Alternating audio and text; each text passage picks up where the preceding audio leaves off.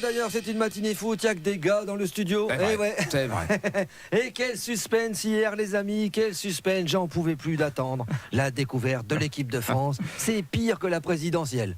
Un seul point commun, on croit qu'on a gagné quand on découvre l'équipe et on se rend vite compte que ça ne va pas se passer comme prévu. Non. Alors, hier soir, sur mon petit écran, Gilles Boulot, le présentateur du journal télévisé de la première chaîne. Oui. À côté de lui, le coach des Bleus, Deschamps. Sélectionneur de jour, animateur de soirée la nuit, puisqu'on l'appelle DJ Deschamps. Elle est bien celle-là. Elle est pas mal, Elle est pas mal. Retour sur Boulot, plein cadre, s'en suivent quelques infos inutiles, comme le passage de la loi travail, on s'en tape. Les manifestants qui ont tout cassé, on s'en tape. 2-3 morts, on s'en tape. Et enfin, l'info essentielle que 66 millions de personnes attendent. L'équipe de France. Musique de suspense sur le plateau de la première chaîne de l'ORTF. Le moment de découvrir l'équipe arrive, plein cadre sur Deschamps.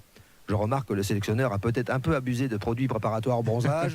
Il est orange, on dirait Bernard Montiel. Mais Bernard Montiel atteint de catalepsie parce qu'on sent le type qui a envie d'être n'importe où, sauf là. Petite infographie, nous découvrons donc les joueurs un par un. Ma femme passe devant la télé et dit « Tiens, ils ont tous le même coiffeur et leur coiffeur devrait arrêter la drogue. » Les femmes, ça comprend rien au football. Voilà, on sait qui sera ou pas à l'Euro. Valbuena ne sera pas là. Il est déçu, paraît-il. Bon, il passera l'été à regarder jouer ses potes avec la balle. Et lui, avec sa femme, il jouera aux boules.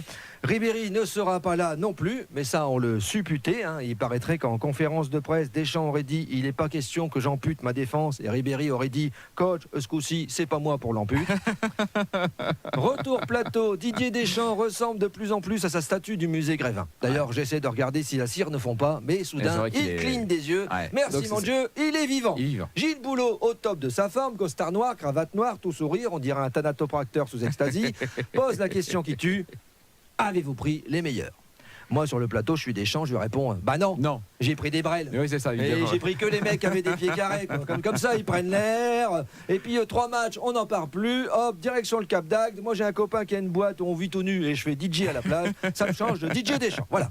Un sélectionneur, c'est un vrai boulot, tandis que Boulot est un vrai boulet. Retour plateau, Didier Deschamps nous dévoile sa tactique. Il a décidé d'oublier le 4-4-2 et d'essayer une nouvelle tactique dans le vent, le 49-3. Autrement appelé le passage en force. Il suffit d'échanger la ligne d'attaque sans le dire contre celle du 15 de France, dire aux joueurs la règle du jeu est simple les mecs, voyez le Bosch là-bas, le Schleu, notre frère allemand, le but derrière, eh ben c'est tout droit. C'était votre question, c'était ma réponse, et faites-moi plaisir, soyez heureux, au moins.